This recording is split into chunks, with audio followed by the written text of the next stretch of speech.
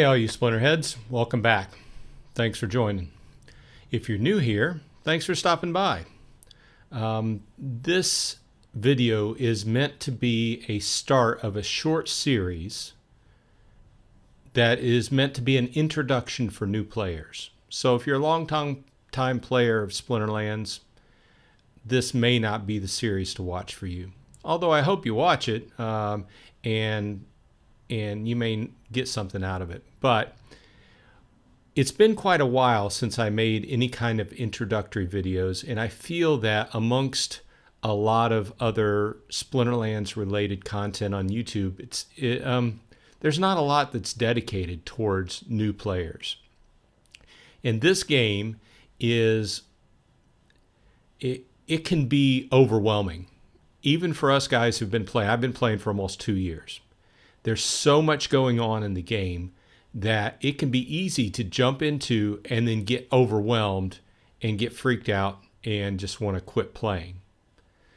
So there have been so many changes to the game, and the game is so, there's so many facets to it now, and there's so many things to basically spend your money on, that I wanted to take time and step back from where I'm playing and you know, the different things I've been doing, and focusing on crypto and investments and things of this nature, and just get back down and explain where the game is and try to answer some questions and help people out that are just getting into the game. Because the team, the Splinterlands development team, is focused on this as well, because one of their main goals for the upcoming year is improving the new player experience. So I thought about making this just one video, but it would have been an incredibly long video. So what I'm going to do is I'm going to split it up to 2 or 3 different videos, and each focus on a different facet of where the game stands now.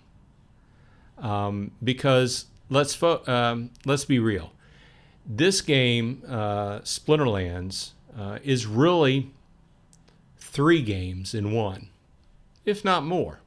Okay, so hear me out. The first game is the card game, which is what Splinterlands was based upon. It's been a card game for years. That's how it started out. It's what they refer to as an auto battler. So it's not like you sit there and you play one card, like Magic the Gathering or Hearthstone. You put in your hand, you choose the lineup, how it's how the position of each card, and then you let the computer battle it out with the other hand and see who wins. So, okay, so the first is the cards. Okay, the card game has many facets to it as well. You can play just straight up battles against people. You can play guild brawls, which is a guild is a group of people that challenge other guilds to what they call brawls, which are matches for different prizes. And you can play tournaments, which is another, everybody knows what a tournament is, but that's another way to play. Okay, so that all falls under the card game. Okay. Now the second game, quote unquote, I'm doing air quotes, under the heading Splinterlands, is the land game. Now this is something that has been talked about for years, but it's just now starting to come to fruition. Okay, and I don't want to get too heavy into that right now. That'll be a future episode, because this is one of those things that may serve to kind of not really confuse, but it does make the learning curve harder for a new person jumping into the game.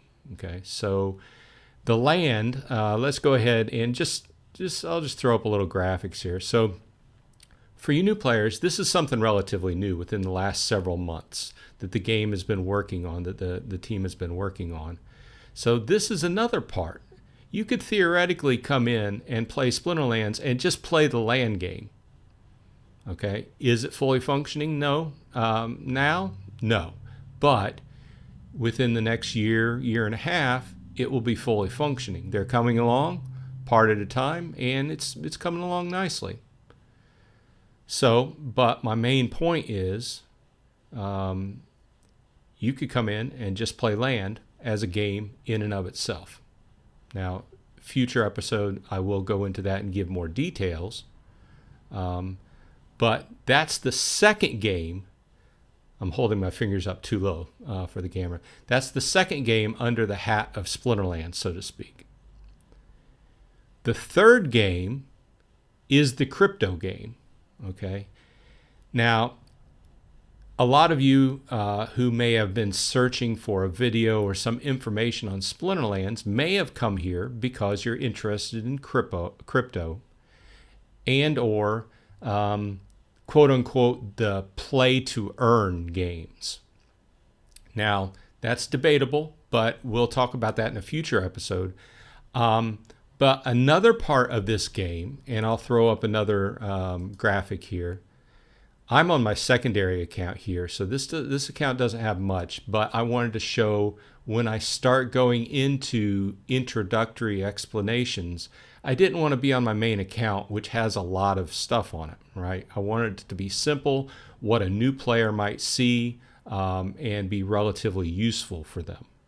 So anyway, the third game, quote unquote, that's under the Splinterlands banner that I consider is the crypto game. Okay, the game in and of itself has several versions of crypto tokens. Okay, the main one being Splinter Shards, SPS for short. The secondary one being Dark Energy Crystals, DEC for short. And you will hear some others terminology. Let's go ahead and go down here, licenses, as well as the name is eluding me. Let's go over here to shop. Okay, the other word I was looking for was vouchers. I don't use vouchers a lot, but they do come in handy for different things in the game. And they are one of the things that the team is working on increasing the value of. Okay, so don't get too worried about this terminology because it will come to you more and more as you play the game. Okay, little steps. But the crypto game is more of an investment game, buy, sell, trade kind of thing for those people interested in that. Even if you play the game with recent changes invoked in the game, you have to be playing the crypto game a little bit. And we'll go to that in a future episode, but I don't want you to get too worried about it right now, okay? What my main point to this video was that there's a lot going on within Splinterlands. And I would like you to come back and check out the rest of the videos in my series. If you're new to the game, if you are just thinking about joining or playing, and soak up some knowledge before you jump in. Because the more you know before you jump in, the better off you are because you'll spend your money more wisely. Okay.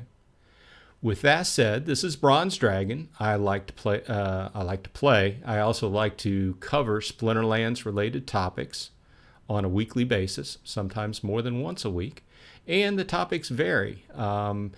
So I'm always up for some ideas in the comments. So please pass them along as you have them, and I will try to cover them. With that said, I hope your family is happy and healthy. And I will see you on the flip side.